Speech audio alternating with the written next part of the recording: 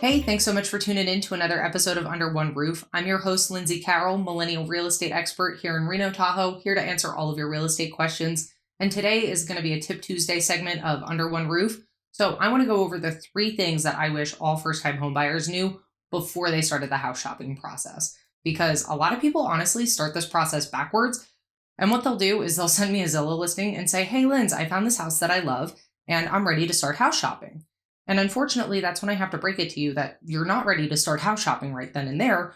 What we have to do is take you to a lender and get you pre approved first. So, rule number 1 is always going to be don't start house shopping until you've gotten your pre approval. This pre approval is going to outline your financial situation based on your income, your debt, your credit, not just a Google search of what the minimum down payment is going to be, but your financial situation. So getting pre-approved is not only going to give you your monthly budget, but it's also going to give you what the cash to close needed is going to be. And it's going to tell you if you need to, say, ask for a seller credit in your offer or negotiate an interest rate buy down.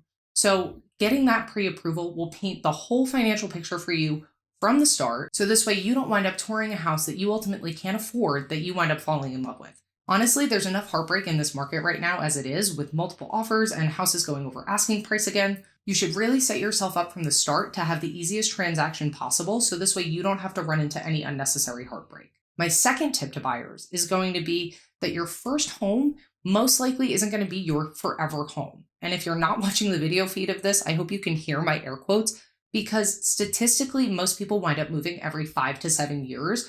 So say you find a perfect house in your budget, in the location that you want, it has the 2-car garage, but it doesn't have the bathtub that you wanted in the primary suite. Will you be able to live for a couple of years in order to get your foot in the door into homeownership? That's something that you have to honestly ask yourself.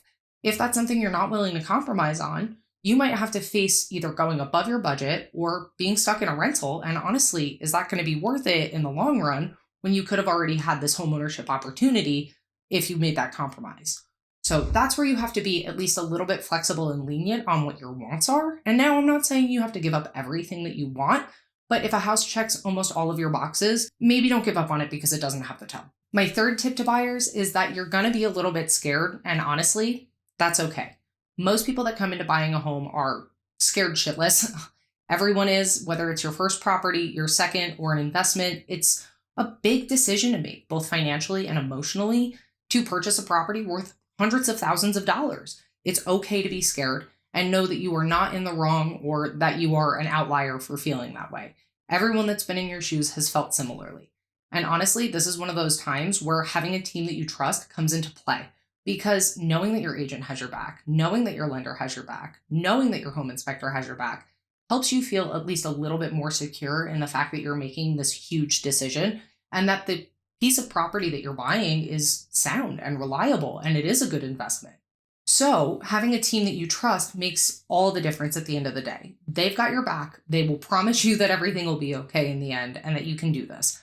So all in all, the 3 things that I wish first-time homebuyers knew is that they really shouldn't go shopping until they get pre-approved. Your first house most likely isn't going to be your forever house, so be willing to compromise at least a little bit on those wants, and that it's okay to be scared, because at the end of the day, everyone that's been in your shoes before has been scared.